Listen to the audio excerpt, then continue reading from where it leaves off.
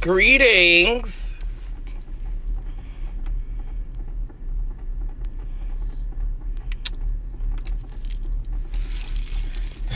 Carolyn.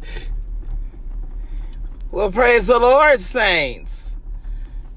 How are you? I know you all have been looking to hear from me. I am the Sir William.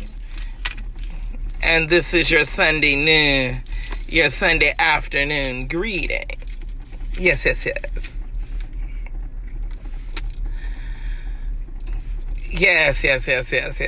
How I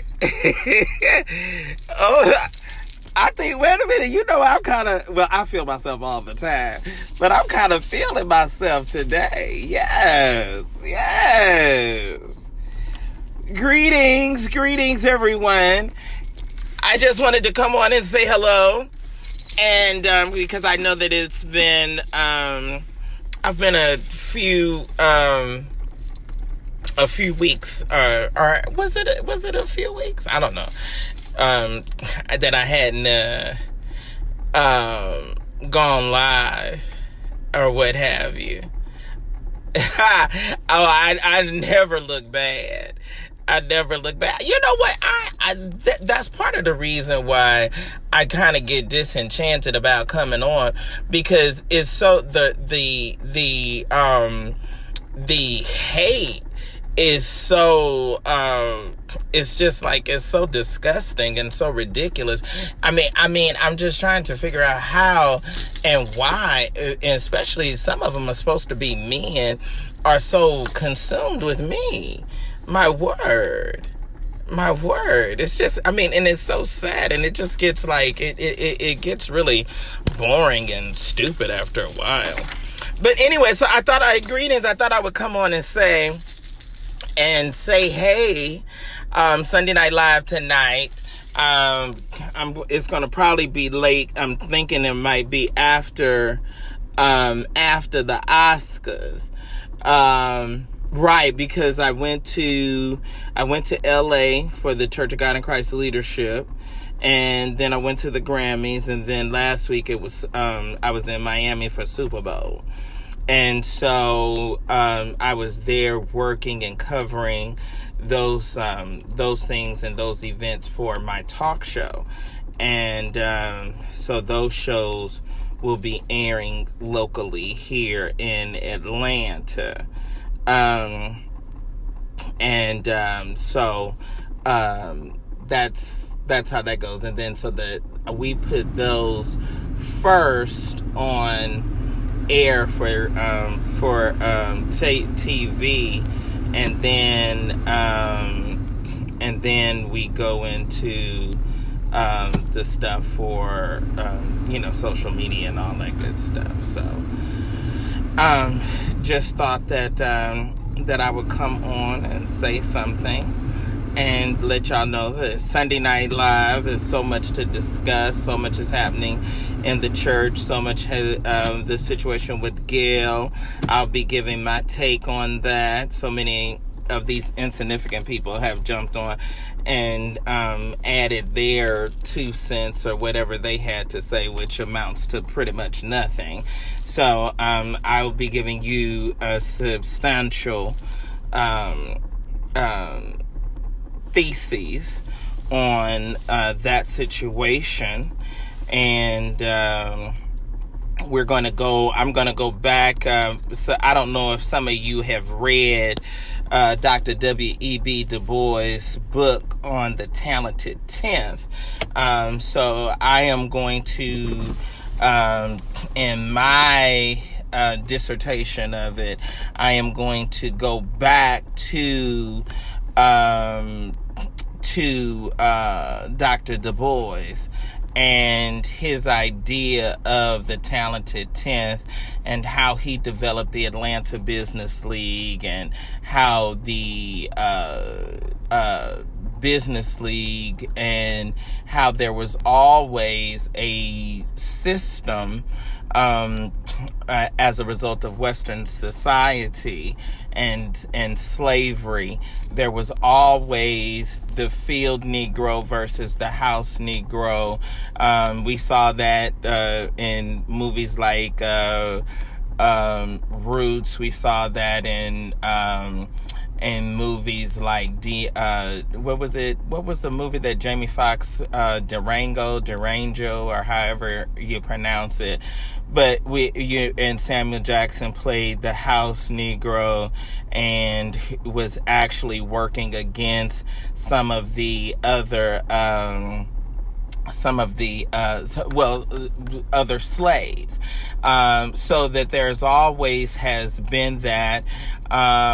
It can also be examined with fraternities and sororities, and how within the African American diaspora there was always a group of the sophisticated, the upper echelon, the educated, that was allowed to reach some level of success.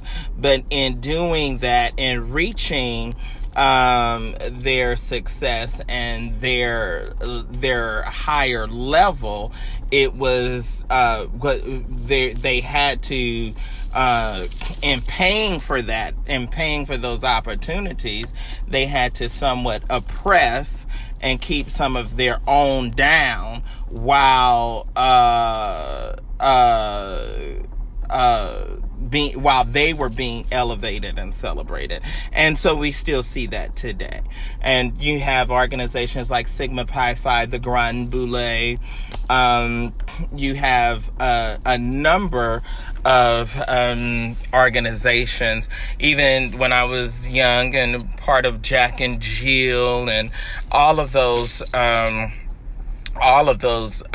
organizations, a lot had to do with that. I went to and completed my matriculation at Morehouse, and Morehouse, Hampton, Spelman, Howard, a number of your historical black colleges, you had to send your picture with your application. And so there was sometimes, and we don't like to discuss it and we don't like to talk about it, but you know that there is still a thing about color and your hue, and whether or not your hair can go through a small tooth comb in the African American community. Those things is just a part of who we are and part of our culture. And so and it's just true, and it still resonates and it still permeates today. So I'm going to discuss that and discuss the comment, how what Gail said was bullcrap, how she attempted to corner Lisa, and when Lisa answered vehemently no, she still questioned her position. And I think it's very, I am a Morehouse College graduate and a recipient of Oprah Winfrey's a full ride, room, board, tuition, all expense paid at Morehouse because of the generosity of Oprah Gail Winfrey. And so I'm appreciative, but I am an African American male, and stood on the stage when they celebrated her, when she was giving her well, it wasn't her last show, but it was going into that final week. Had that an awesome and incredible experience, and they are some very accomplished and some amazing women. But Gail is a black woman from Hartford, Connecticut, and she is the mother of a black man. She has a son named William. She has a son and a daughter. And so I think that that she needs to be reminded that at one hand, her son can be stopped by the police, and the whole trajectory of his life could change. And so we'll discuss it. We'll discuss it, and discuss it in I think in a total historical context that I don't see or have not necessarily heard. Somewhat with Michael Eric Dyson, but not a full.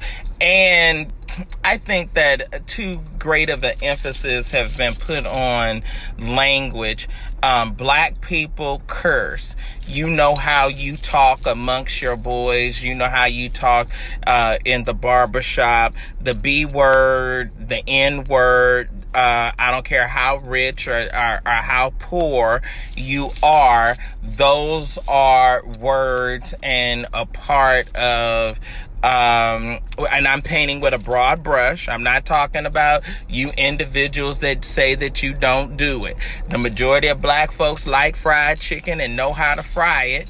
But everybody that's black don't eat fried chicken. So but if you want to paint with a broad brush, there's general terms, and women say amongst themselves, black and white, old and young, they say the B word. Black folks say the N word. Black folks say, and black men say the B word when they talking about, when they in the barbershop and they're talking about women and what have you.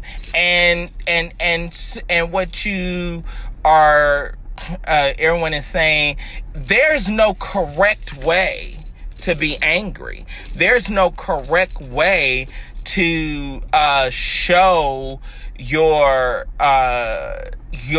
emotion and how upset you are. There is just, and I think it's wonderful that you have Bootsy, that you have Snoop, that you have Curtis Jackson, that are vehemently expressing how angry and how upset they are. They are vehemently, and they're pressing back in the way in which that they know how. And so when you hear, or when you talk, and you see these comments on Snoop, he's made millions off of his rap and misogyny of women. What white man ain't made millions off of the misogyny of women? You got a white man in the White House that has objectified women since he came on the scene, and we ever discovered and knew who a Donald Trump was. So these men, and especially a lot of men that are in the hip-hop experience, they have made millions, and it's wonderful that they have been able to, as a result of hip-hop, rap and express themselves through their music and express their life and their experiences. Not who they are today, but those were their experiences. And I somewhat, Dr. William Cosby, know him. One of my dear friends and Morehouse brothers, Ricky, married his daughter. We went, all expense paid, to Nice, France, to the wedding. Unfortunately, they're no longer married, but and we know that Dr. Cosby was not always down with and talked about African American men and hip hoppers. And isn't it ironic that we have a full circle moment where men that he talked about he's now having to thank for having compassion on him, because he has had to come to Jesus. At 80 years old, with all of his money, he has had to come to Jesus moment and finds himself in a prison cell because of past indictments, and some of them, and a number of them were lies. But he is still paying the price for it. But he was at one time, and my grandmother and different ones that knew and encountered Dr. Cosby, he had a lot of beautiful brownstones in New York that he did not rent to African Americans, and he did not run and associate very much in his early days with African Americans. It was when later on, and when he did the Cosby Show, and really had a change of heart, a change of mind, and really changed who he was, and began to and I guess it somewhat happens probably with all people, that they grow and they evolve. They grow and they shouldn't start out being the same person that they was 25 years ago and still be that person today. People grow, people mature, people evolve, people have, I know here in Atlanta, Paul Howard, our district attorney, he was a very different type of man until he, and I interviewed him and we discussed it, until he had an encounter where it was said, oh, you hit a woman. Oh, you assaulted someone. And then you become, even though you're at that high level, even though you're respected, even though you have earned money and you have degrees behind, and letters behind your name, they have a way of reminding you that you're an African American man. So I applaud them. Maybe their word choice was not the best, but I applaud them, and I think it's wonderful, the pushback. And the problem also with it is Gail did not apologize. Gail came on with excuses and saying and blaming the network, instead of coming on and said, you know what, I apologize, I shouldn't have asked that question. I apologize that it may have appeared insensitive. And she's lying. Although she's trying to clean it up, she's lying because she kept pressing Lisa. She said, no, you wouldn't have seen it. You wouldn't have known it. Well, you was married to a man that you're divorced from now, and he cheated on you. So you were married to him for 20 plus years. Why you didn't know that you was married to somebody that was no good? Why didn't you know that? And my another problem that I have, I went to Morehouse with Julius. It took Stedman Graham's nephew probably about 10 years to get through Morehouse. Oprah is in a relationship, whatever you call it, with a black man. When does Stedman ever say, hey, this is too much? Hey, baby, you need to back off, or boo, or honey, or whatever. You don't need to come. And I'm going to say this. Let's be clear, and you all can go back and you can look it up, because, I speak facts. Michael Jackson was acquitted on every count. Twice. They fully took pictures of his nude body, between his legs, everything. His body part was not even didn't even look or resemble the way those white boys described it. And then in his death, Oprah still villainized him and celebrated these trash white people. Let me tell you something, and it's the same even with R. Kelly. Don't tell me anything about my mother and father did not let me go to people's house. You didn't go to people's house. These people, why are you allowing your child to be in these proximities of people that are questionable? And just like R. Kelly was doing whatever he was doing or whatever they are alleging that he was doing. And long as he was paying and long as those girls was minors and he was signing those checks over to their parents, they were cool with it. The moment that they became of age and he said that I'm cutting you off now, then that's when you want to be a problem. Just like Epstein, Jeffrey Epstein, and maybe he's dead. I don't know. I'm a conspiracy theorist, so I doubt very seriously. But when he got to the point where he said, "Wait a minute, you're coming down on me to this degree. I'm going to give the names. I'm going to give it up." Oh, then he's dead. Then he mysteriously hangs himself. Oh, okay. All right.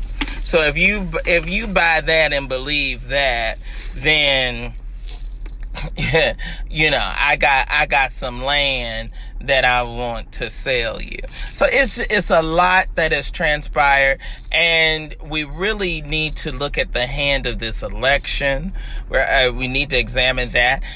Trump and the Russians are at it again. They are at it again. And then if you and we'll discuss that, because you have the whole Senate that says, so basically the whole judicial system should be shut down. Because if you have a full Senate that says we're not going to hear witnesses that can testify and attest to his being guilty and having done this, then that means every black man, brown man, and everybody that's in jail should be released. The floodgates should open, and all of those men should be able, and all of those women should be able to walk out, because what a witness has to say does not matter. And that's what the Republican-controlled Senate showed us. That what you say, whether or not it's true, I am going to stand, and I'm going to stand with a racist, no good president just to objectify and just to push my point. Send the country to hell. Send us to hell. To hell we go. Let us go on and just totally be destroyed. and let climate change and how the Arctic and how the weather, you see that we had 7 tornadoes come through Atlanta. You see all of this is going on. It's January and it's hot. Seasons, we don't even have full seasons anymore. All of these things is happening. We have a plague that has been released upon the land with this Carvanus plague, and all of these things is happening, and you all sitting back, eating, drinking, and being merry, and acting like it's business as usual, and things and very serious things are going down. So all of that's going to be discussed tonight in Sunday Night Live. Who else is on?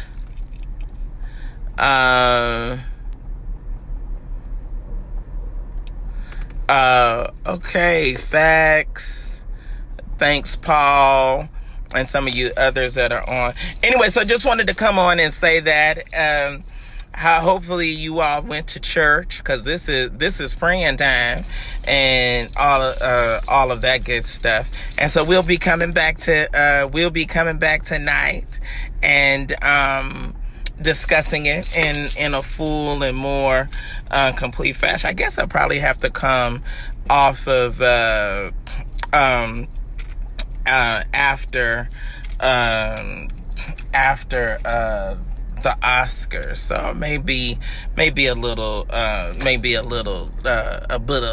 late, but if y'all like me, y'all will stay with it. Okay, and Javon, I want to know, Javon, you have to tell me. I want to make a little meme like that or whatever y'all emoji. Is that an emoji that y'all are making these emojis of yourselves, almost like a little cartoon image of you? I like those. I want one made of me. I want one of those. And Gerard, what's up? How you all doing? How are you? Oh my gosh. The diva, Crystal Jordan. How are you, my sister? You've been doing a lot of great and exciting things. And congratulations, my fellow blog and PR friend. She's doing great things, Crystal Jordan, and has added to her career and added to her resume.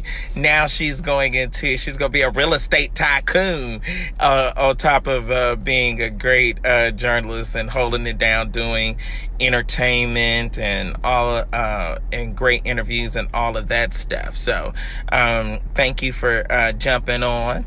And so I'm going to discuss it because I think I'm the cat for the job. I'm going to discuss, and then now this is the thing, and it is so much hate. And now Nancy Pelosi, I think, has been an elected official since 1964.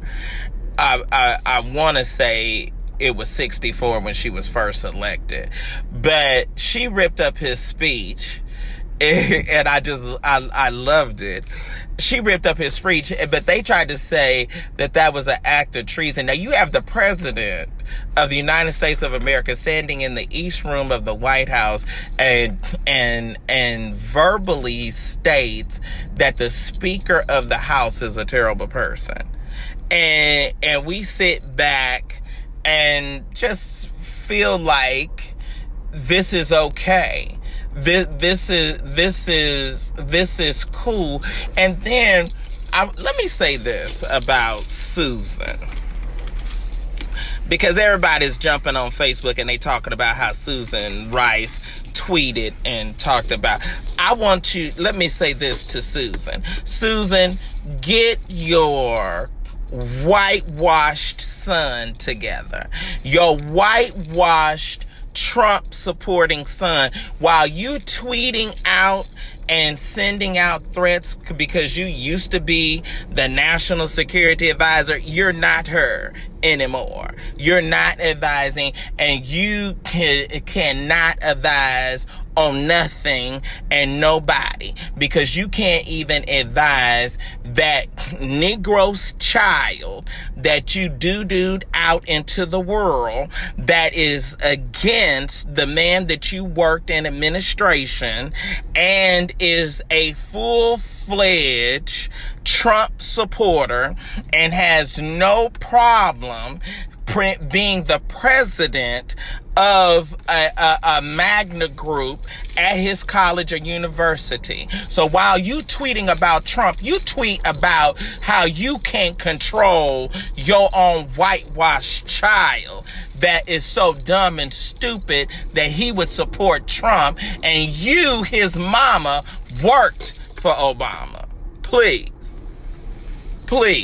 And you got time to tweet on the hood. Let them rise up. All black men stand up and hold them accountable and hold them. And we don't have to hate. We don't have to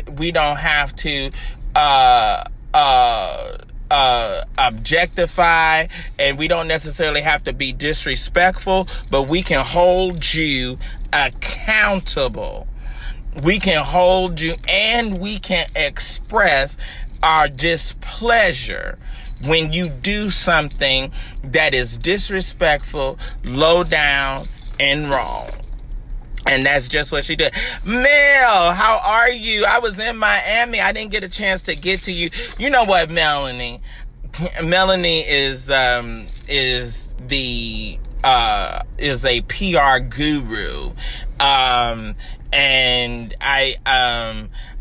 it was Mel that took African Americans and gospel music into mainstream, like was doing stuff back in the day where Kirk Franklin got a Church's Chicken ad. Just amazing lady, just talented, well connected, and then for 21 years she has brought gospel music to the Super Bowl. So the weekend where everybody's partying and everybody's hanging out, she's like, look, let's give thanks unto the Lord and bless him for the things that he has done and how marvelous they are in our eyes, and has done that. And I remember back in the day when it was like, I was like, gospel at the Super Bowl, a gospel choir with the Super Bowl.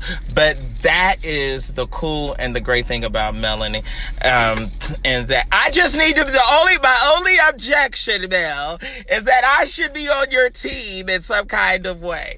You got to make sure. I should have been one of those red carpet hosts. You know the way I know the church, Melanie. You know the Mel is a diva lover, but remember Sir William next year, okay? Just I just gotta put my shameless plug in for that. I didn't make it. I wish I had been able to get there sooner and got a chance to attend and cover, but it was something else. That was Thursday night. It was something else that I had to what was I at? It wasn't Hall of Fame that night, but it was something else. And it's always so many Super Bowl weekend. It's always like just jam-packed event on top of each other. But love you much. Love you much. And remember me, please, please, please. All right, you all. So all of that we're going to discuss tonight in Sunday Night Live. And we're just gonna chop it up, and I'm gonna talk about the blog and all of that, and we'll discuss those things. So I'll be looking forward to you all, and you all coming back tonight, sometime after the Oscar, or maybe I'll do it before.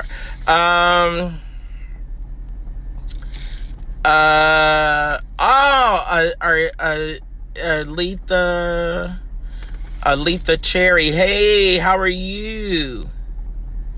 Oh, okay, at the polo event. All right. Thank you for jumping on. Thanks so much. Yes. The first polo team. Yep. Miguel is doing a good thing and making it happen. So anyway, I just wanted to come on and say that, and just give a precursor to my Sunday Night Live that is going to go down tonight, and some of the topics of discussion and all that good stuff. So, and make sure if you have some things that you want me to discuss or talk about, or some other points to make, definitely send it to me in a inbox, and we'll certainly get it out there and discuss it. Thank you, my brother. Thank you, Antoine. Is it Antoine or Antoine?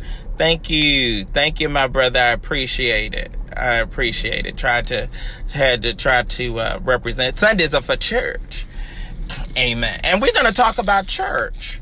We're going to talk about church, and we're going to talk about Machiavelli, and we're going to talk about the start of society and how church and religion was used to be able to control the minds of and masses of people so that you wouldn't have anarchy. So if I can give you a church and a belief in a spiritual power and make stealing and killing and make those morally wrong and make you feel in your mind, then that way we can have civilization. So such as we have been saying and explaining. So anyway, I'm a jump off of here. I just wanted to jump on real quick and say that and all that good stuff. And okay, so when Sunday comes, yes, sir. So anyway, thank y'all. Spread and spread the word. No, we have AIM, auxiliaries in ministry now. We don't know. UNAC ended back in the 90s or before then, probably. Yeah. Okay. Appreciate you all. I'll be